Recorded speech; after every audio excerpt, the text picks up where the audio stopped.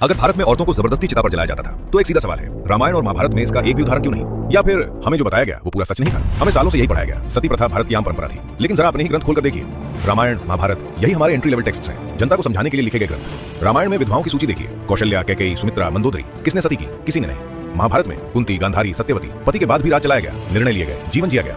अगर सती नियम थी तो ये स्त्रियां अपवाद क्यों हैं? अब सच सुनिए, इतिहास में इच्छा मृत्यु के उदाहरण मिलते हैं, पुरुषों के भी स्त्रियों के भी। इसे कहा जाता है अनुगमन।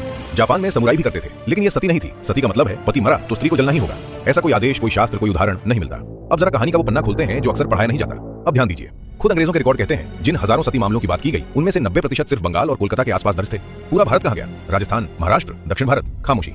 और फिर एक कानून पास हुआ, न विद्रोह, न गृहयुद्ध, न व्यापक विरोध, और दावा किया गया, देखो हमने हजारों साल पुरानी कुप्रथा खत्म कर दी। सोचिए जरा, आज के भारत में अगर मंदिर की एक परंपरा बदलनी हो तो सालों बहस चलती है। तो क्या सच में पूरे भारत की एक भीषण परंपरा एक इतनी आसानी से गायब हो सकती है? या फिर ये कहानी इसलिए बनाई गई ताकि शासन सही ठहराया जा सके? कई इतिहासकार साफ कहते हैं ये नैरेटिव था। कहानी ये थी, तुम असभ्य हो, हम गोरे तुम्हें सभ्य बनाने आए हैं। मतलब शासन को सही ठहराने का हथियार। कमेंट में बताइए, सती प्रथा एक प्रोपेगेंडा थी या रियल हिस्ट्री?